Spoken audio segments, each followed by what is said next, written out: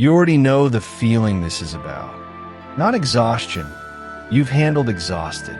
This is the version where you're lying still and nothing is wrong and you still can't move. In October 2022, the Journal of Clinical Endocrinology and Metabolism published findings from a multi-year study tracking men between 45 and 58 who had adopted structured health optimization protocols.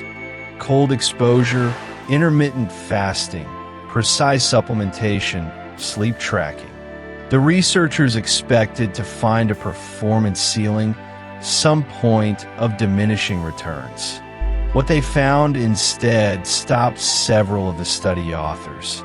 A subset of men with the healthiest looking biomarkers were presenting with the most severe hormonal dysregulation. Their cortisol curves had flattened. Their HPA axis, the body's central stress response architecture, had begun down-regulating in ways that looked, from the outside, like calm. The labs were pristine. The men were collapsing.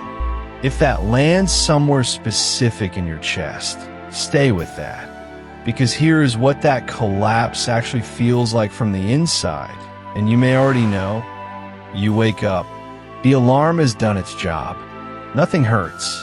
The room is the same room. Your legs are functional. And there is still, somehow, something gone.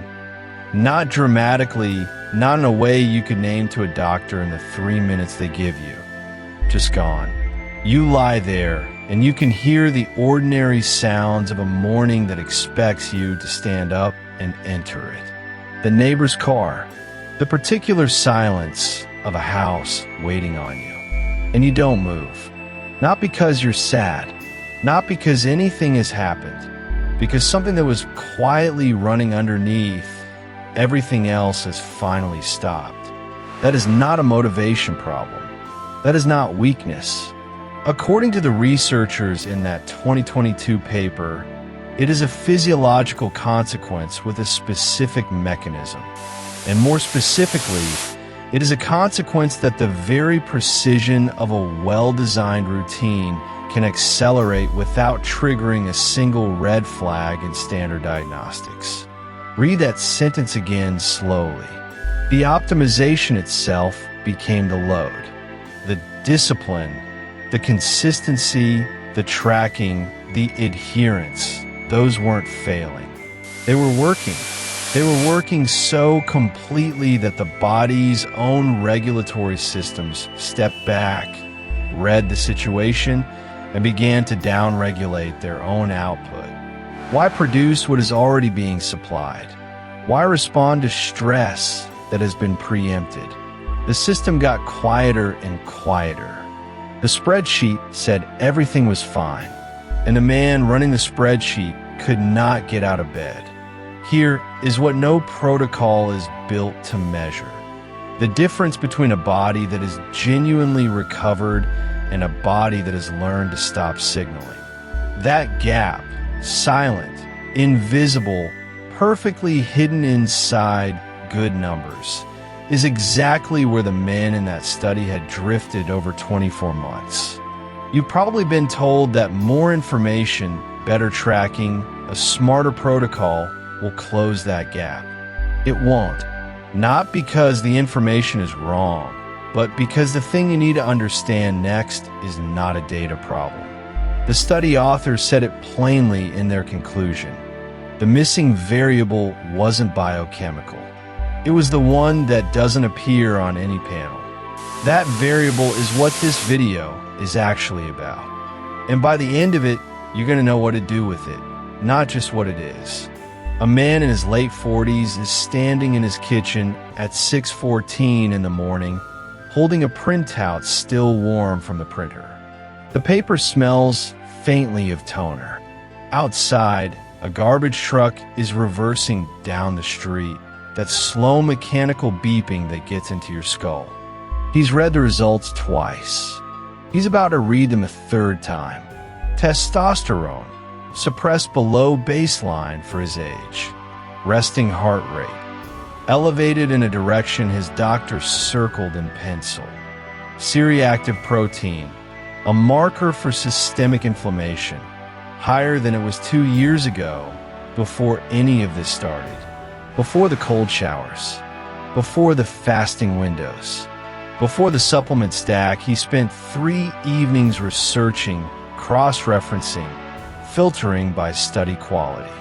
He has a journal on the counter with readiness scores going back 19 months. The scores look good.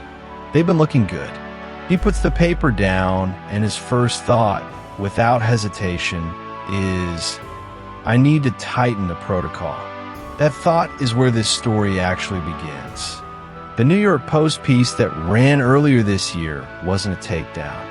It wasn't the kind of health scare that gets assembled from anonymous sources and thin inference to move clicks.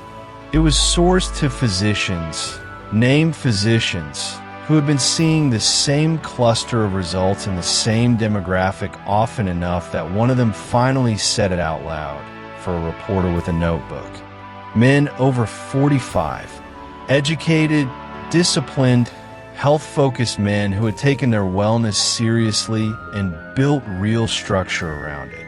Cold exposure without adequate recovery windows. Intermittent fasting protocols that hadn't been adjusted for age-related shifts in hormonal rhythm. Supplement combinations that nobody had specifically examined in men this age because nobody had thought to look. The outcomes these doctors were describing looked, on paper, like what you'd expect from chronic overtraining and sustained cortisol elevation. Not catastrophic findings, not emergency room numbers, just a quiet, consistent drift in the wrong direction. Testosterone suppressed, inflammatory markers up, cardiovascular indicators moving against the trend the men assumed they were building. The piece ran. Radio segments picked it up in Chicago, Dallas, Phoenix. It played on morning television, the kind that runs in the background while people move through kitchens, checking phones, pouring coffee. The reporting was clinical, not theatrical. It named the pattern. It named the doctors. It described, with some specificity, what was happening and to whom. And the men who most needed to hear it mostly didn't absorb it. This is not a failure of journalism, and it isn't apathy. There is something very specific that happens when information arrives that challenges something a person has built their sense of self around. The investment doesn't have to be financial, though some of these protocols aren't cheap. It could be simpler and heavier than money. A man who has decided he is someone who does the work, someone who takes his health seriously, someone who is ahead of the curve. When a finding lands that troubles that story, the brain doesn't process it as useful data.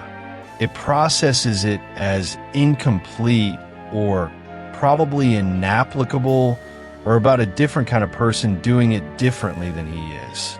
This isn't a character flaw. It's how a load-bearing belief behaves when something bumps into it.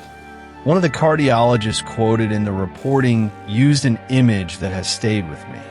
He described what he was seeing as a thermostat that had been manually overridden so many times it had stopped trusting its own readings. The body's adaptive systems, pushed repeatedly to respond, begin responding more slowly, or begin responding to the wrong signals entirely.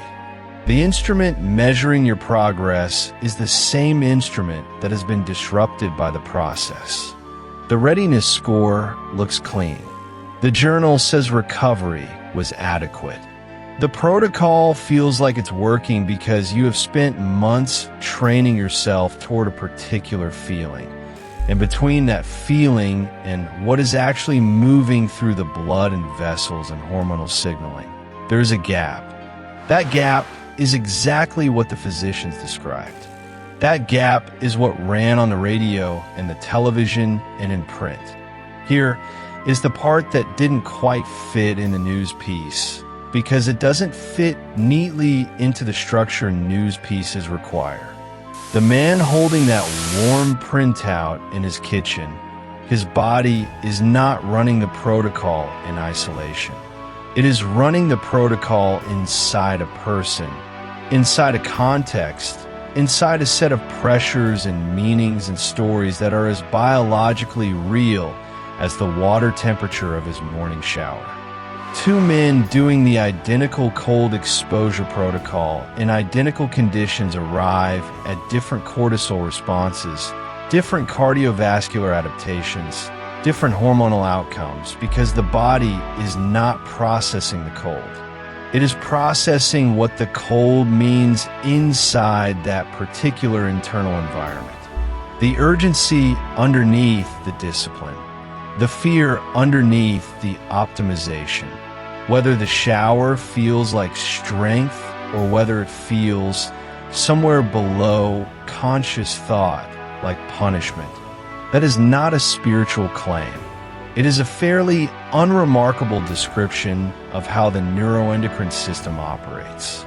State shapes response. Context shapes outcome. The doctors reporting these findings were describing downstream consequences, the numbers on the printout, the circles in pencil. But upstream of those numbers is a pressure the blood work doesn't aim directly.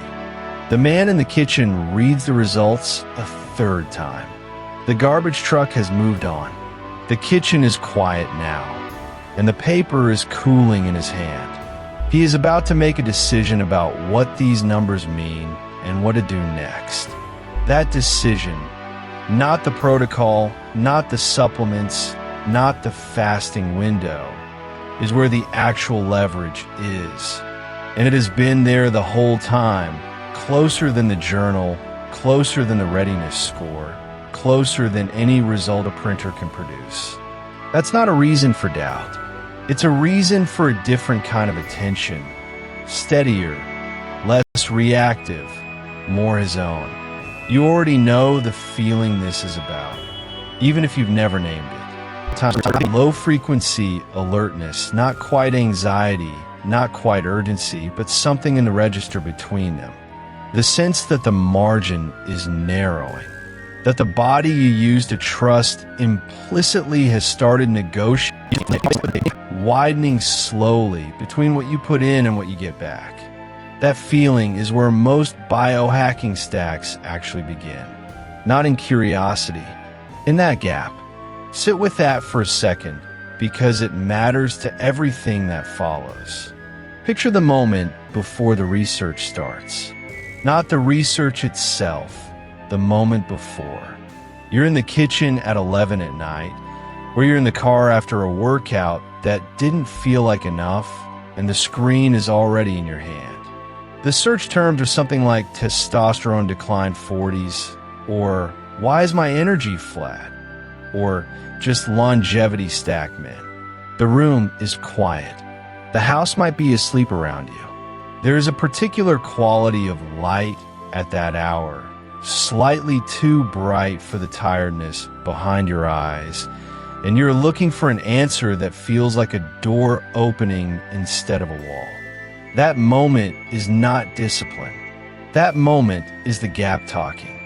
The protocols that follow, the exogenous testosterone, the extended fasts, the cold exposure, the supplement stack assembled across 6 months of podcast listening. They enter a body that was already in that state, already reading the environment as something to outrun, already running a low-grade stress current beneath every deliberate optimization. And here's what your physiology does with that. It files it, not metaphorically. The system that governs your testosterone production, a feedback loop connecting your brain to your pituitary to your testes, running signal and response and signal again, reads the internal environment of the organism at the moment of intervention. Fear and urgency look to that system like threat. Threat triggers a survival response. And the survival response does not distinguish between a well-researched biohacking protocol and a famine. It responds to what is actually present, which is stress. So exogenous testosterone arrives, and the part of your brain responsible for signaling your own production reads the external supply and goes quiet. The system scales back. In some men, after sustained exogenous use, it doesn't just scale back, it stops. The recovery, when it comes, takes months, sometimes more than a year. Sometimes the internal baseline doesn't return to where it started. This is documented. This is not a rare outcome.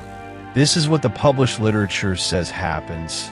And the man who felt genuinely better in week 6 almost never reads that far into the research, because week 6 feels like evidence enough. Then add the 72-hour fast. Autophagy is real. The cellular housekeeping that extended fasting triggers is measurable and worth taking seriously. But duration matters and context matters. And a prolonged fast inside a body already running suppressed endocrine function and elevated stress hormones is not a cleanse. It is a second stressor arriving before the first one has resolved. Cortisol rises to mobilize energy. It always does in a prolonged fast. And elevated cortisol signals the same production axis to downregulate further. Not as malfunction, as design. The body is protecting you from a threat it has inferred from the internal data. The fact that you chose the threat deliberately, that you paid for it, that you scheduled it between meetings, the body has no category for that distinction. The cold lands the same way. Deliberate cold exposure, controlled and followed by genuine recovery, produces real adaptation. But layered on top of suppressed testosterone and restricted calories, and a nervous system already running hot with urgency, without adequate sleep, without the caloric support that cold stress actually demands, it is not building anything. It is making withdrawals from an account that was already low when you opened it. And then there is the supplement stack, assembled from a place of wanting to cover every angle, which means no one is watching how the angles interact. Some supplements compete for the same absorption pathways. Some modulate cortisol in ways that ripple into thyroid function, which ripples into testosterone synthesis. Some can convert, in certain men, in certain physiological contexts, into estrogen, pushing the hormonal picture in exactly the opposite direction from the one intended. None of this is fringe knowledge. It is in the literature. But the literature assumes someone is reading it with your specific blood work in front of them. When the stack is self-assembled, assembled fast, assembled from that 11 o'clock kitchen feeling of the margin narrowing, the interactions accumulate quietly, beneath the surface of what any single supplement's label would tell you. Here is the thing that the biohacking conversation almost never says directly, and the thing that the research is increasingly confirming. The body you bring to the protocol is not a neutral container. It is a variable. The same dose, the same fast, the same cold, the same stack, and the physiological outcome differs depending on what the nervous system was carrying at the start. A body entering these interventions from genuine rest, from stability, from something that feels like curiosity rather than chase. That body responds differently, measurably differently than a body entering from urgency. From the feeling that time is compressing, from that quiet, persistent sense that you are already behind. This is not a reason to stop. That's the part worth holding on to. understanding this is not a door closing. It is actually the first real door opening, because it means the internal state is not just a feeling. It is a physiological input, which means it responds to the same attention you're already willing to give to everything else. The gap that started the search is real. The desire to close it is not misplaced. What changes when you know this is where you begin, not with the protocol, with what you're bringing to it.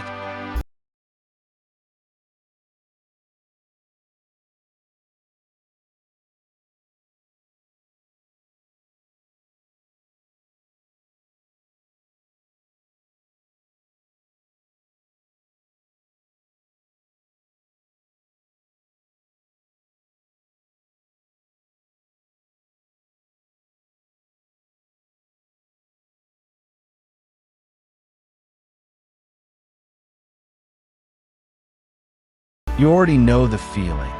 You've known it for a while now, and you haven't said it out loud to anyone. It's not pain. It's not a diagnosis. It's something quieter and in some ways harder to sit within either of those things. The sense that the body you've relied on for 4 decades has started operating on terms you didn't agree to. The back that's stiff before you've done anything to earn it. The 3 o'clock hour that used to be a second gear and now feels like running on fumes. Not because it was wrong, because it was inconvenient and nobody was quite sure. The highest rate of adverse effects from self-administered protocols. Effects that were not reported to a physician. Effects that were absorbed quietly, reframed as adjustment, and continued through. That combination, highest adoption, highest unreported harm, is not a coincidence. It is a portrait. Close your eyes for a second and go back to the morning it first really registered. Not a dramatic morning, probably a Tuesday. You woke up and the light was the same as always, the coffee smelled the same. The day ahead had the same shape it always had. But something in the body felt like a room where someone had moved all the furniture 2 inches. Nothing missing. Everything slightly wrong. That stiffness wasn't soreness from yesterday. There was no yesterday that would explain it. The weight behind your eyes by mid-afternoon wasn't tiredness you'd earned. It was tiredness that had started showing up uninvited, like a tenant you hadn't agreed to house. You stood in the kitchen or the bathroom or the parking garage and ran a quick internal audit and came back with nothing conclusive. No cause, no clear fix, just the persistent sense that the agreement had changed and you hadn't been informed. That is the texture the studies don't capture. That particular species of disorientation. Not illness, not crisis, just the body quietly withdrawing cooperation on terms you'd taken for granted, sits in the body as something close to grief. And grief, when it has no object, tends to turn into urgency. Into that urgency walked a very specific promise, not immortality. That would have been too large and too obvious to believe. The promise was smaller and more precisely aimed. You can get it back. The clarity, the drive, the physical ease, the sense that your body was an instrument you knew how to play rather than a machine generating sounds you no longer recognized.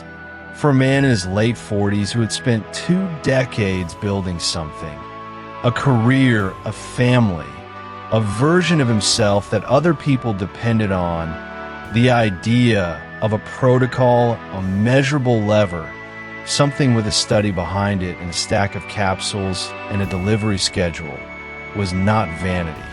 It was closer to survival logic. If the engine is losing power, you don't sit with that.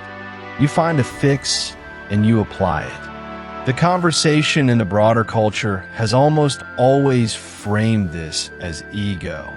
Men who can't accept aging. Men chasing a younger self in the mirror. But that framing is lazy, and it misses what was actually happening in those kitchens and bathrooms and parking garages. These were not men refusing to get old. These were men trying to stay competent, trying to stay present for the people who needed them to be present, trying to keep the engine running long enough to get everyone they were responsible for to wherever they needed to go. There is something almost duty-shaped about it when you understand it from the inside rather than from it. I'm simultaneously the most motivated and the most exposed. Stand with that question for a moment. Is the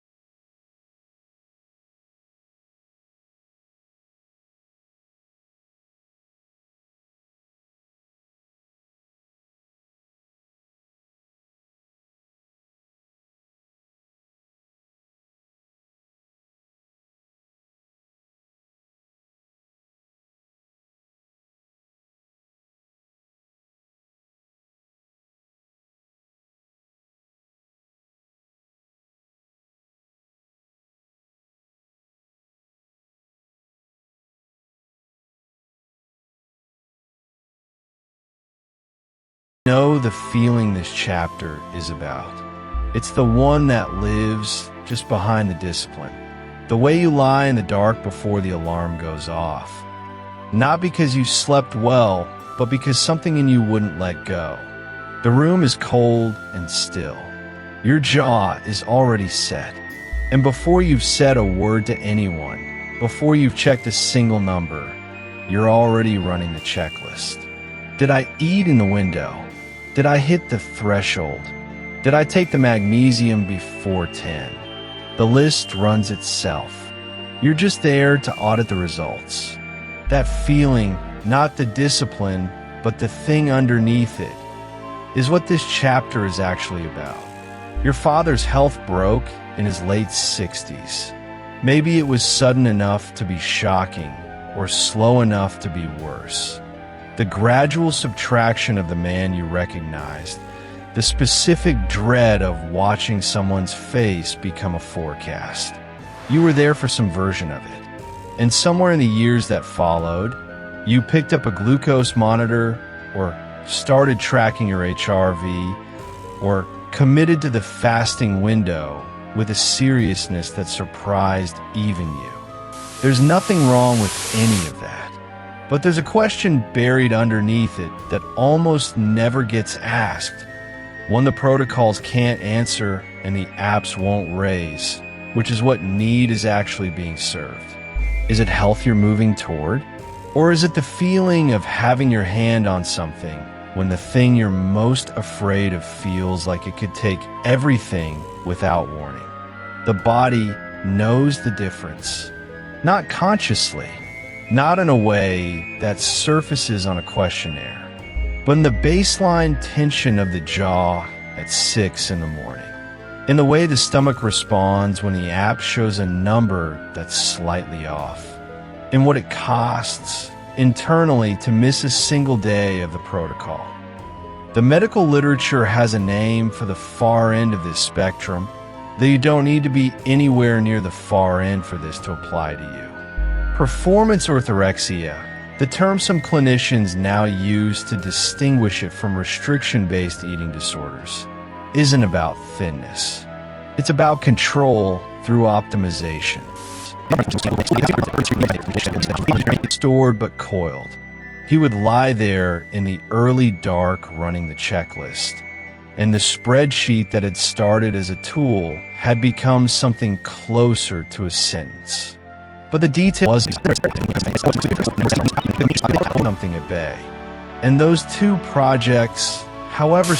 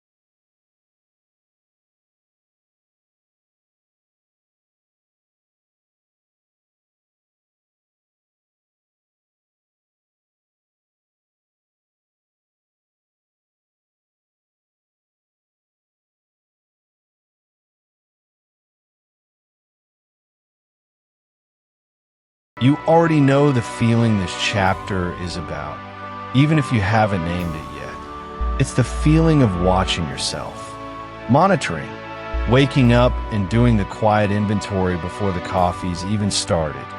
Am I sharper today? Is it working? Can I feel anything different yet? And then carrying the results of that audit into the rest of the morning without knowing you're carrying anything at all. That feeling has a chemistry. And the chemistry matters more than almost any other variable in what happens next. There was a study, not a headline study, not the kind that earns a press conference or a pharmaceutical company citation, conducted at a research institution in Ohio, in rooms that probably smelled like recycled air and old carpet, where men in their early 50s sat across from researchers filling out intake questionnaires under fluorescent light. Clinically low testosterone, otherwise healthy by every metric the chart could hold. All of them were enrolled in the same protocol. Identical dose, identical delivery method, identical duration. The kind of trial designed to produce clean, comparable outcomes. The outcomes were not clean. They were not comparable. One group showed what the literature predicts: energy returning, libido, lean mass, mood stabilizing into something the men recognized as themselves.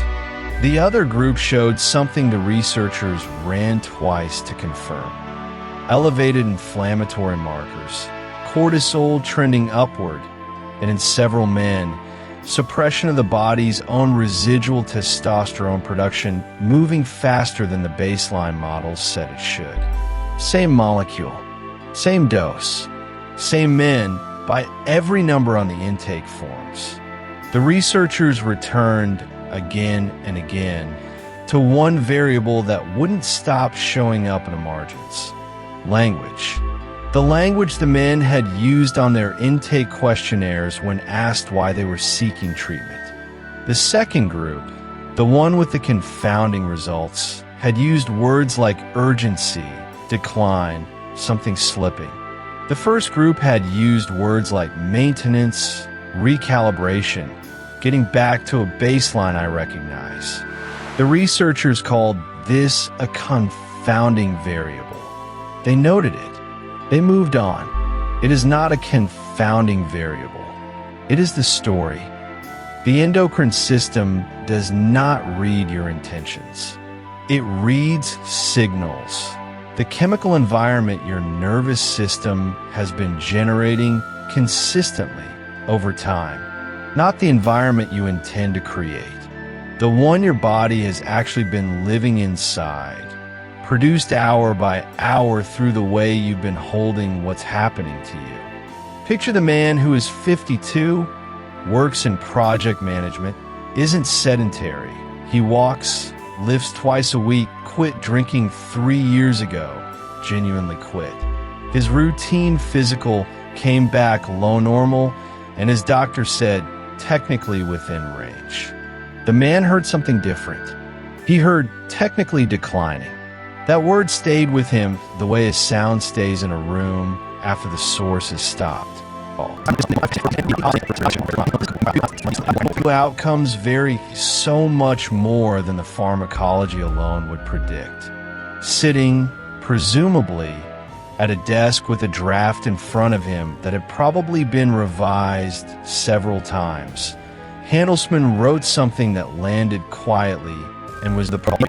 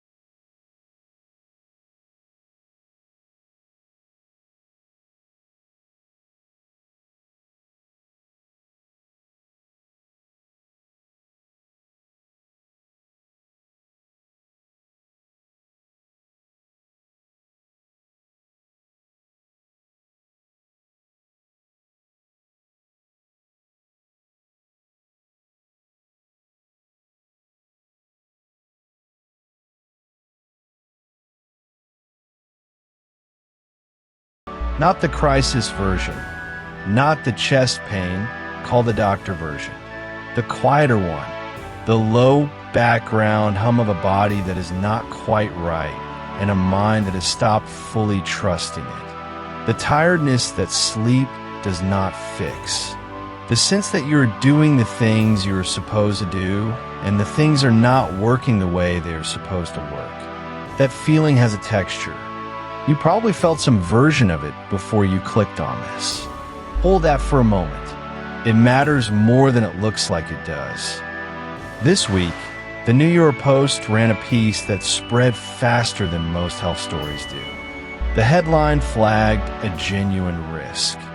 Men over 45 doing unsupervised extended fasting were, in a cluster of documented cases, showing deteriorating metabolic markers rather than improving ones.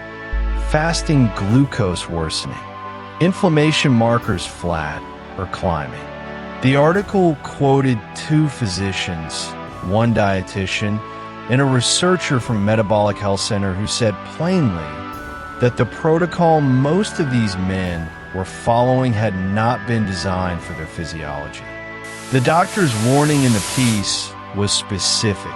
16-hour fasting windows, when entered without medical guidance, can trigger sustained cortisol elevation in older male bodies in ways that counteract the primary insulin sensitivity benefits the intervention is supposed to produce. That is the news. It is real. It is worth knowing. But the story stopped at the surface of behavior, what you're doing with your body, without asking the prior question. And the prior question is where the more important finding lies. There is a man named Raymond. He is 53 years old. He lives outside of Columbus, Ohio. He started a fasting protocol 18 months ago after reading an article about men over 50 and metabolic disease. He felt the specific dread of a future he could see approaching, not abstractly, but concretely, the way you feel it when the number on a lab report is a number your father had too. He bought the app. He tracked his eating window the way a man tracks a flight when he cannot afford to miss it. Low, persistent anxiety, the kind that does not spike, it just runs. Without knowing it, had been fasting from fear. Be corrected. That framing is understandable. It is what fear produces when it goes looking for control. But the research returns repeatedly to the same finding. The body responds differently to a caretaker than it does to a critic. Not because of anything unmeasurable, because of cortisol receptor sensitivity, because of vagal tone, because of the concrete physiological difference between a system that feels safe enough to allocate resources toward repair and a system quietly diverting those same resources toward defense. Raymond's body was not broken. It was defended. And defended bodies are conservative. They do not rebuild aggressively. They hold what they have and wait. What shifted was the signal his body was receiving about whether this was an emergency or an opportunity.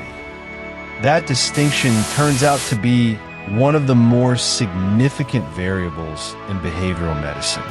And it opens a question that goes deeper than any single protocol.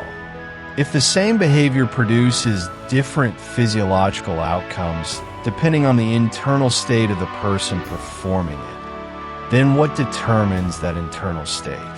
What governs whether a man's body receives his own effort as a threat to be survived or a resource to be used? The research has an answer. It is not the one the biohacking industry is built around. It sits in the literature quietly without a supplement or device attached to it. Because what it implicates is difficult to sell. The prior relationship, the one a man has with his own body before he starts trying to improve it. That relationship has measurable downstream effects on receptor sensitivity, on baseline autonomic tone, on what the cells are prepared to do with the signal when it arrives. There's something operating beneath habit, beneath motivation, beneath even the nervous system's resting state. Something that determines, almost before the behavior begins, what the body is ready to receive from it. That is where the next layer of this lies. And it is more specific and more tractable than most men expect when they first encounter it.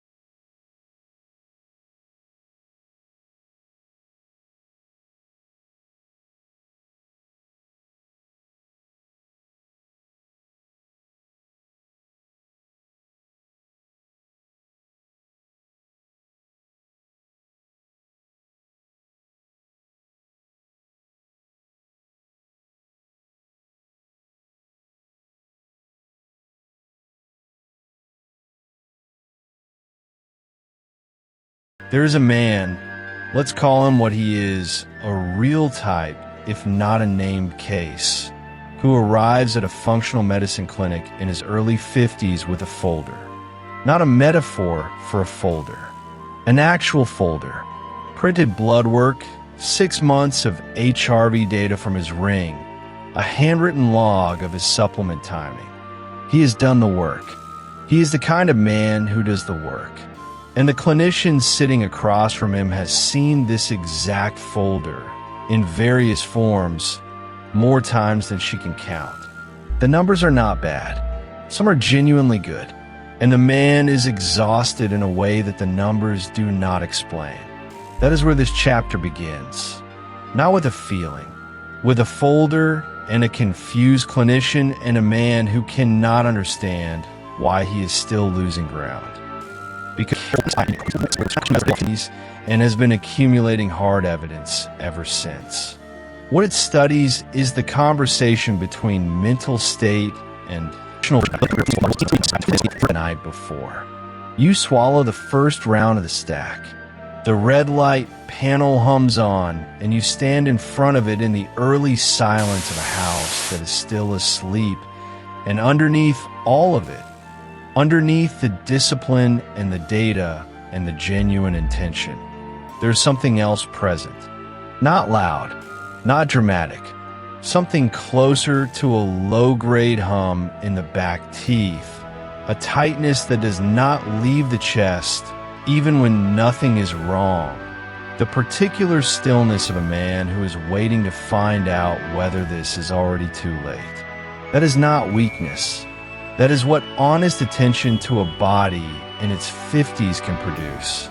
Many men carry it. It sits in a room with a red light panel and the cold water and the folder of blood work. And it is also, from a cellular mechanics standpoint, the thing that is partially neutralizing the intervention it is motivating.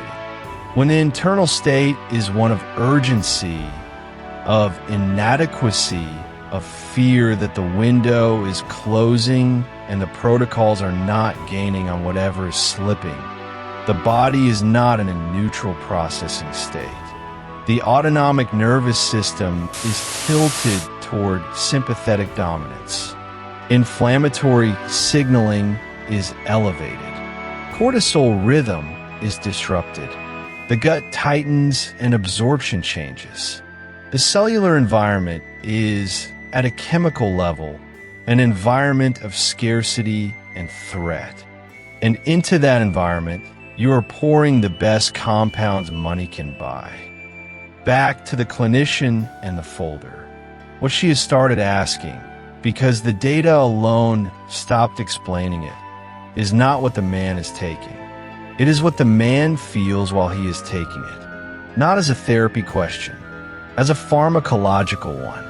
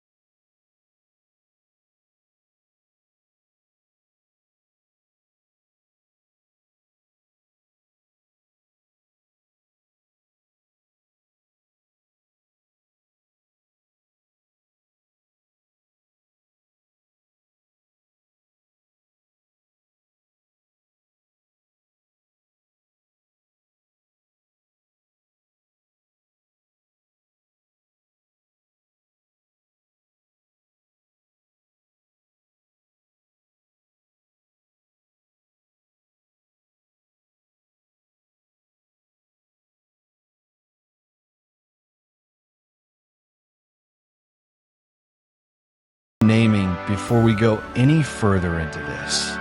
If you've been with this conversation from the beginning, or even if you came in somewhere in the middle, you're probably carrying something right now that's harder to name than simple concern. Hold on to that, because the person we're about to spend some time with is worth paying attention to carefully, and that's easier to do when you're not fighting your own discomfort. Inside it smelled wrong. He was in it. He prescribed elements of it. He used some of it on himself. For years, the framework made sense to him, and he worked inside that sense the way you work inside a room you've come to trust. That's the difference between a critic and a witness. A critic can always described, and the one before that, not a hypothesis, a pattern he watched build file by file. Here is what the pattern looks like from inside it. Something that used to feel sharp has been blunted, and the blunting happened gradually enough that they're not sure when it started. Mental clarity that once arrived, right. He stayed with that for a long time before he said it publicly. You can understand why. Putting your name to an heart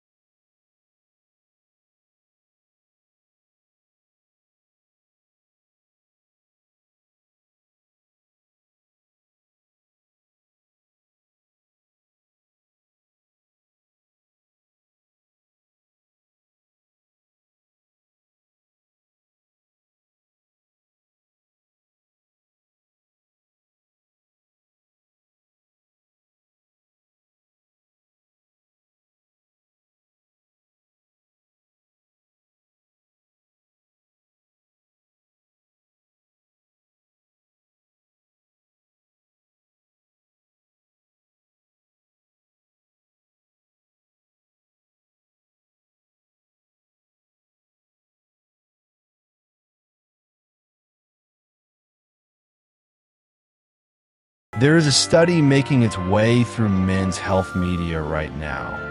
Not loudly, not with the kind of viral heat that turns something into a supplement brand overnight, but steadily passed between people who track these things.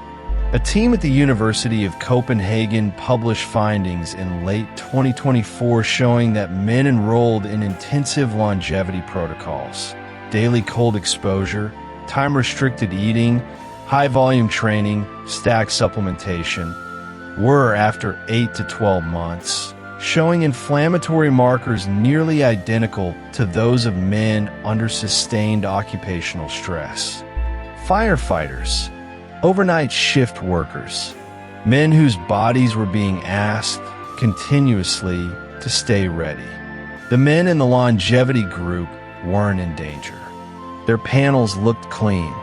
Their doctors, reviewing the standard blood work, said the thing doctors say when numbers are acceptable: keep doing what you're doing. So they kept doing what they were doing. This is the news that landed differently than the headline suggested it would. Not because it surprised the researchers. There are footnotes in the data going back years, small signals nobody built a protocol around, but because of who is receiving it right now. If you've spent any real time inside the optimization world, you know exactly the man this describes. You may be him. You may have felt what this study is actually measuring, even if you couldn't name it yet. The particular exhaustion that doesn't show up in your sleep score. The tightness that sits just below the collarbone at 5:40 in the morning when the alarm fires, and the first thing you think before your feet hit the floor is what you have to get right today. That feeling has a biological name. The researchers call it chronic sympathetic loading. The sympathetic nervous system, your accelerator, your threat response machinery, gets stuck at a persistent idle. Not floored, not in crisis, just on, continuously. Like a car running in a closed garage, engine warm, going nowhere. Here is what that sounds like in a body. Not the clinical description, the actual texture of it. The alarm goes off and you are already awake, have been awake for 20 minutes, lying still because your tracker rewards stillness, and you have learned, without fully meaning to perform rest for a device. You get up and the kitchen is dark and quiet. You drink the water, take the first handful of supplements, and there is the low hum of something. Not dread exactly, but its quieter cousin. A readiness that nobody asked for. The espresso machine hisses and the sound is slightly too sharp for 6 in the morning. You notice you're holding your jaw. This is what the Copenhagen data is pointing at. The fasting that was supposed to reduce inflammation, C-reactive protein coming down in the early months, interleukin-6 modulating on schedule, everything reading as progress, had by month 9 produced a different signature. Baseline inflammatory markers had climbed back toward their original levels in a significant subset of the men. Not because the fasting stopped working, because the body had interpreted repeated deprivation signals the only way a nervous system knows how to interpret repeated deprivation signals, as threat. And it had mounted a quiet, low-grade immune response to that perceived threat, maintaining a kind of internal readiness that no eating window could switch off. The mechanism designed to reduce inflammation had become, in sustained intensive practice, biologically indistinguishable from chronic stress. Hold that for a moment, not as an intellectual proposition, as an actual situation. A man is using data to manage his biology. He is eating the right things at the right times. His HRV is tracked. His sleep score is tracked. His recovery is tracked. The numbers move in the right directions. The doctor says, keep doing what you're doing. And underneath all of that measurement, his nervous system is running a survival posture. Not because anything is clinically wrong, but because the act of relentless optimization has become, to the body, indistinguishable from vigilance. And a body in a sustained vigilant state does not fully repair. It allocates. It keeps the lights on in the rooms it needs and quietly dims everything else. You can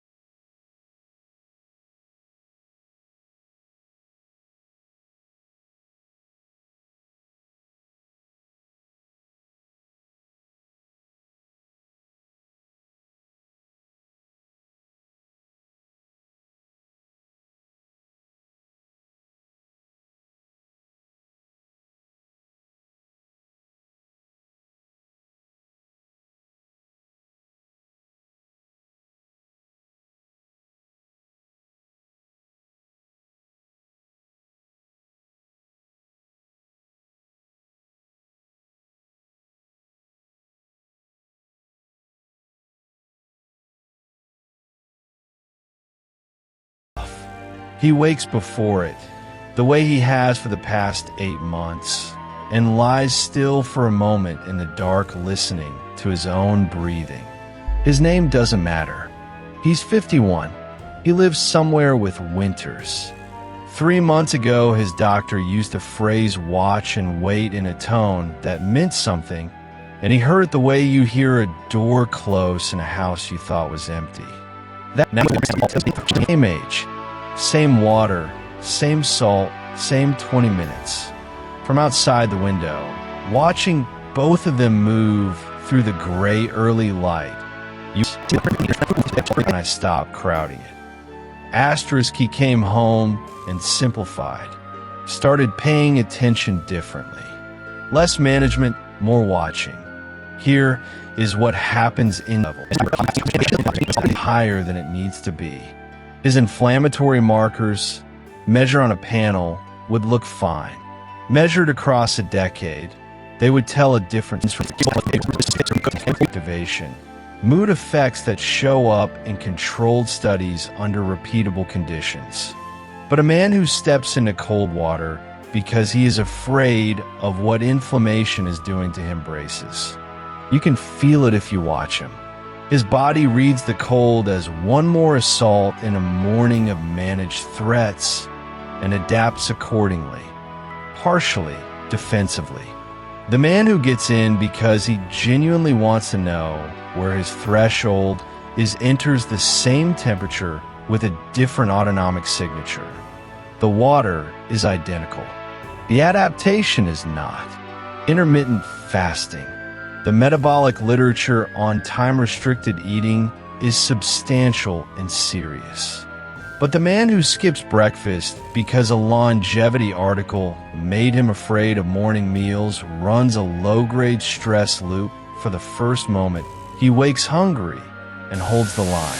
The man who skips breakfast because he actually noticed in his own body, without being told, that he thinks more clearly before eating and got curious about that. not the same biology. Same window, different internal weather, but that phrase is too clean. Call it what it is. Different blood, different morning, different decade of outcomes compounding quietly in one direction or the other. You cannot discipline your way around this. You cannot log your way past it. The nervous system reads the signal that precedes the behavior, and that signal travels faster and deeper than any protocol you build on top of it. The body knows why it thinks it's doing something. It responds to the why, which makes the real project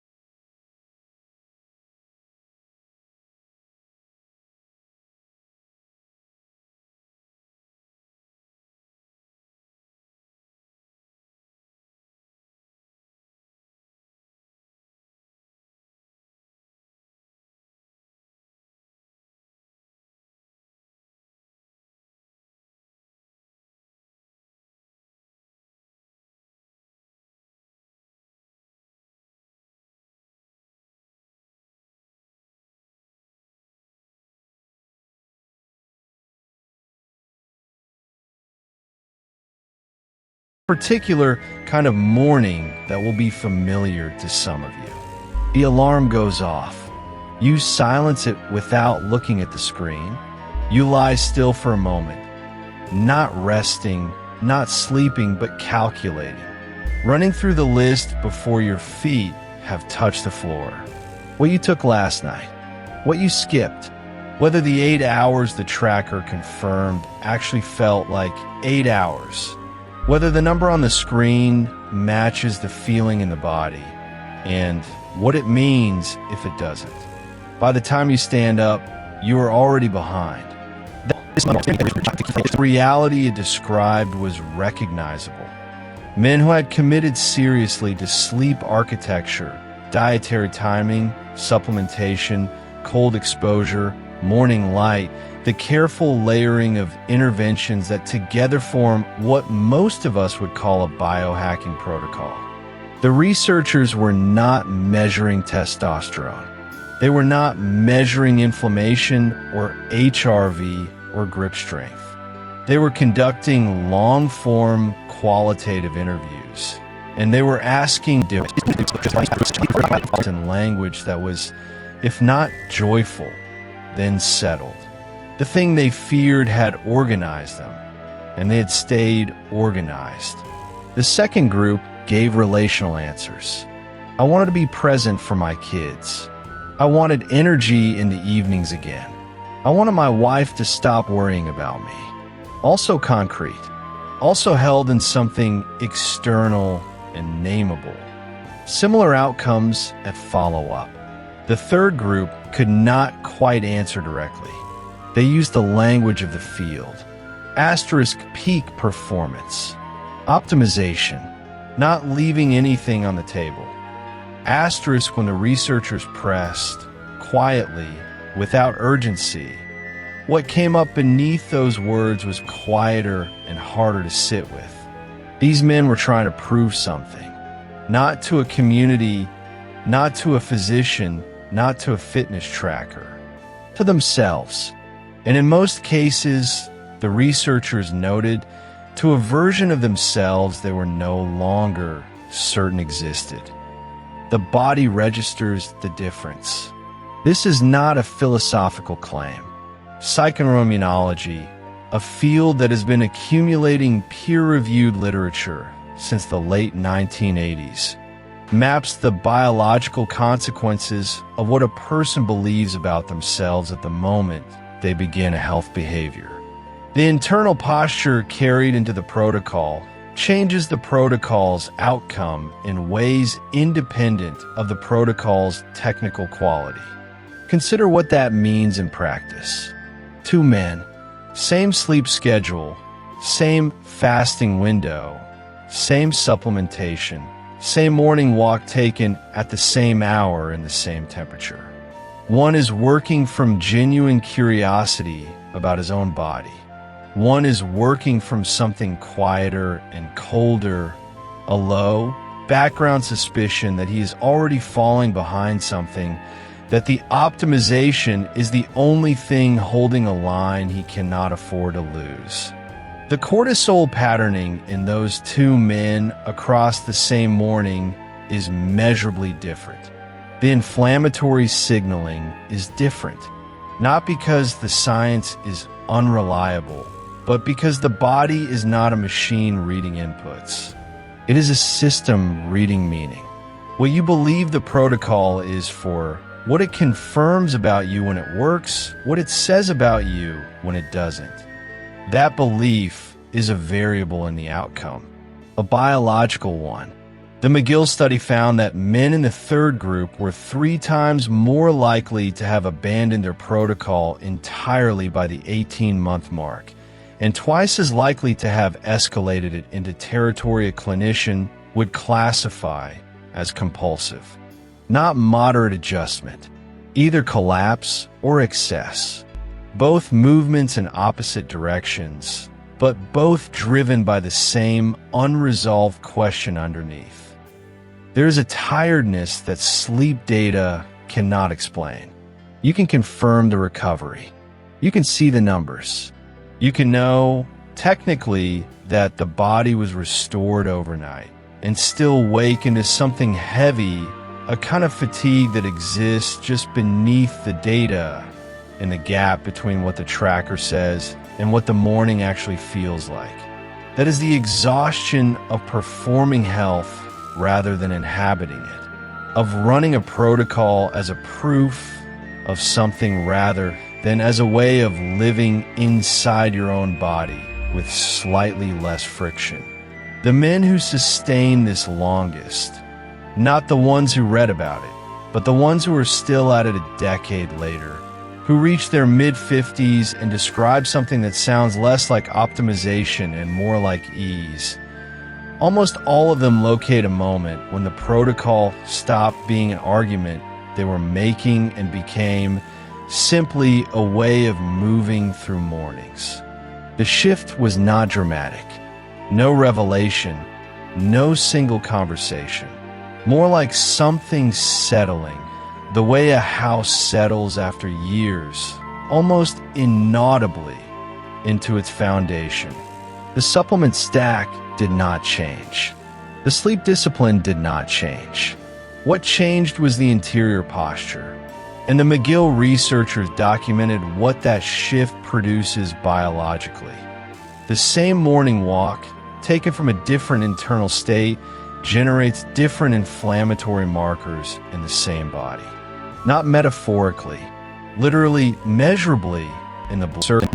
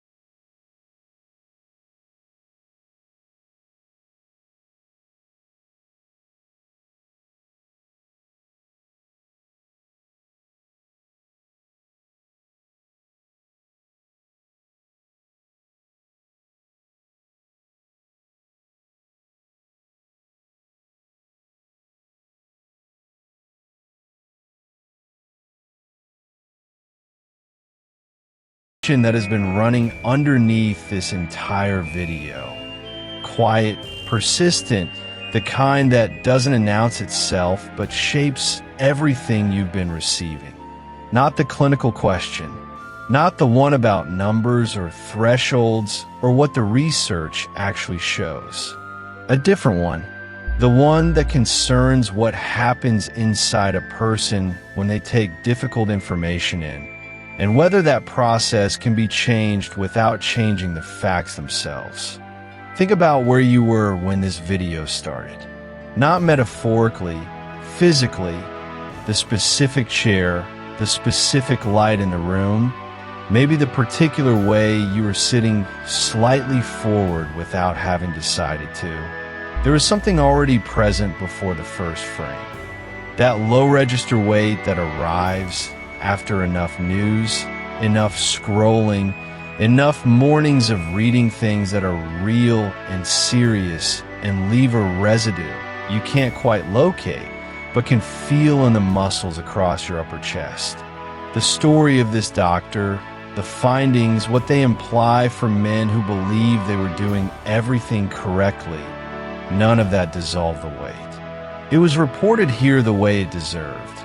Honestly, with full seriousness, without the false brightness some places use to make difficult things easier to swallow without actually digesting. And yet something shifted.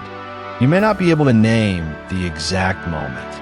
That absence of a seam is not accidental.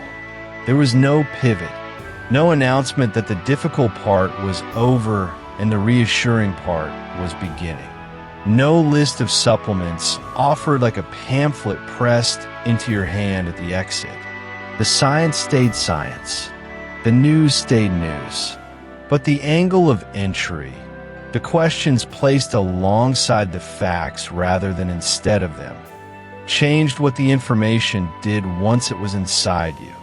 Here is what nobody explains about how information actually works.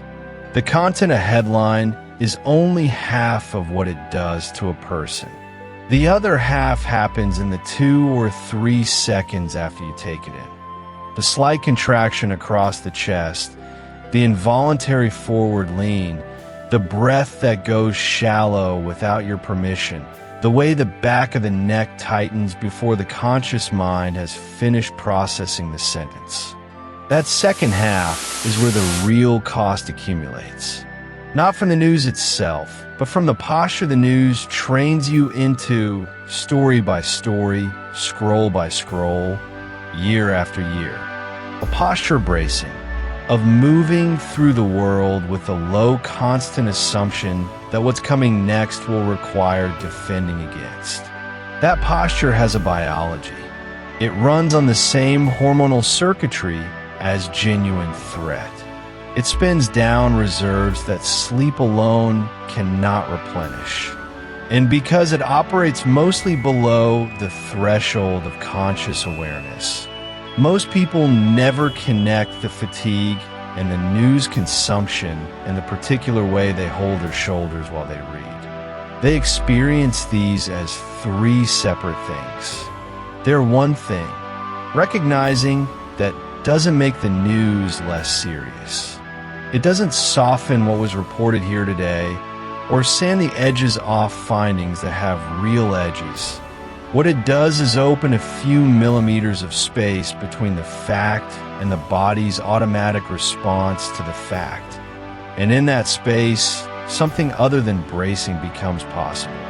Not denial, not optimism performed over the top of dread. Something quieter, the capacity to hold difficult information without being reorganized by it at the cellular level before you've even had time to think. If there was a moment in this video where the weight of the story was fully present and something in you settled rather than tightened, not because the problem got smaller, but because the ground under you felt steadier, you already know what that space feels like from the inside. If you want to keep receiving the world this way, the button is there. 3 seconds. But before this video closes, there is one more thing.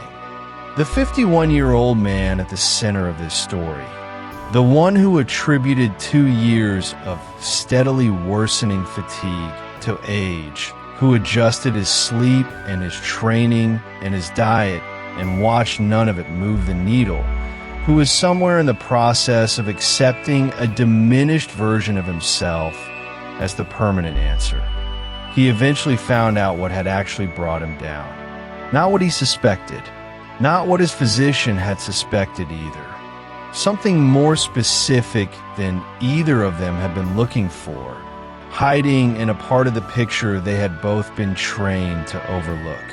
What he did when he understood it, and what it changed in the months afterward, is where this video ends. It deserves the full attention you've brought to everything before it. Here is what he looked like when he walked into that office. Not collapsed, not dramatic. He was sitting upright in a chair with clean hands flat on his knees, wearing a pressed shirt that still smelled faintly of the detergent his wife had been buying for 20 years, and he could not tell you what was wrong. His labs were fine.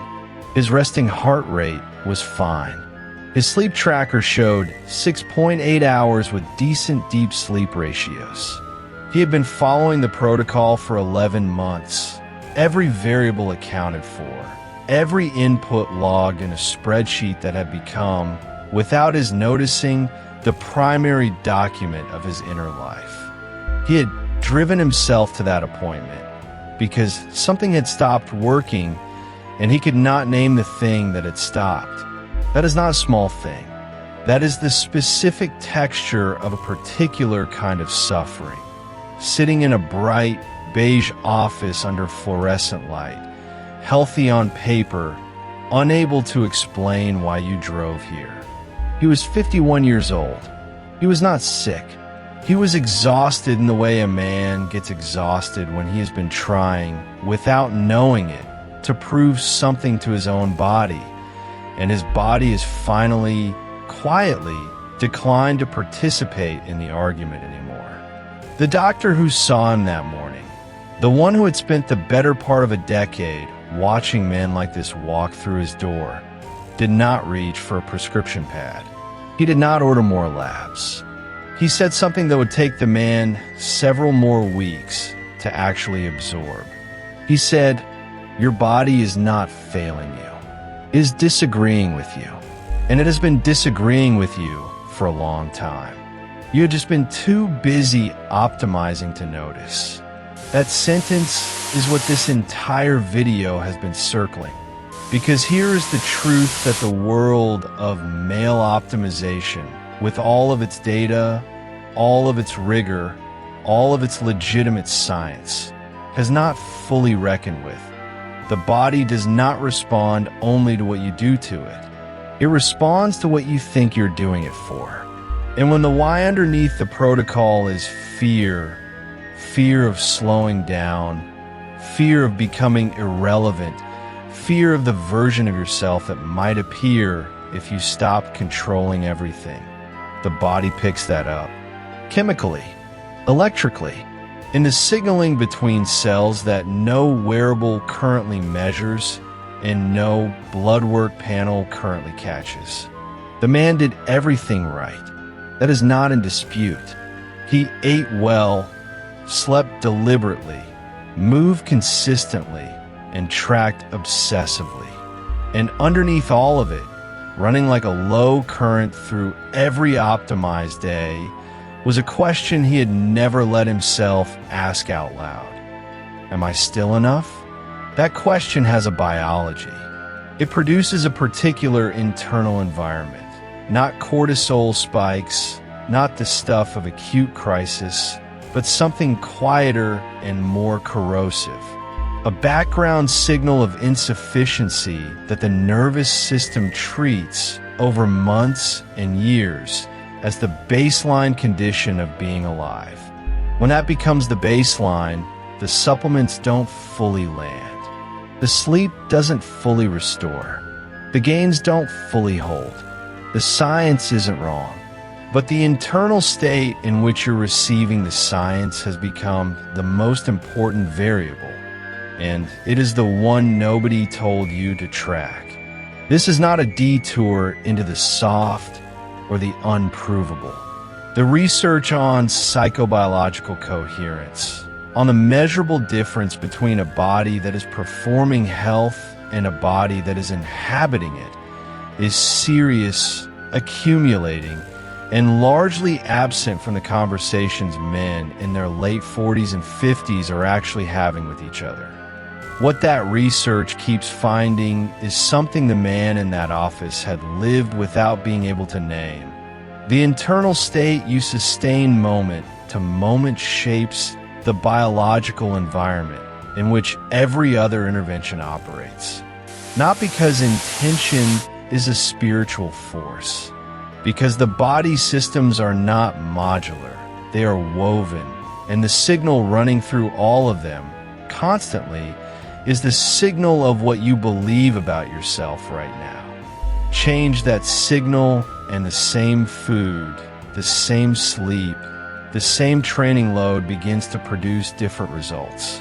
Leave it unchanged, and even the most precisely engineered protocol is working against a headwind it cannot account for. It was not a cautionary tale about overdoing it. It was a portrait of something more specific and more common than anyone wants to admit. A man who had confused the pursuit of optimization with the practice of self-trust. He was using data to answer a question that data cannot answer. He was running a biological experiment to resolve an existential one. And the experiment kept producing results. Just not the result he was actually looking for. What happened in the weeks after that appointment was not a new protocol. He did not stop moving or eating well or caring about his health. But something in the architecture of the effort shifted. He started doing less with his attention during it. Less logging, less scoring, less mid-set arithmetic about whether this was working. He had started to notice that the measuring had become a way of not trusting what he already knew. His body had been communicating clearly for a long time. He had been too busy managing inputs to receive the signal. There is a moment he described later. Sitting in a room, not a clinic, just a room at the back of his house on an ordinary Tuesday afternoon, low autumn light coming through the glass warm enough that he could feel it on the left side of his face, where he did something he had not done in years. He stopped. He did not pick up his phone. He did not run a query through a spreadsheet. He sat inside the physical experience of being 51 years old, with all its competence, all its accumulated mileage, all its earned toughness.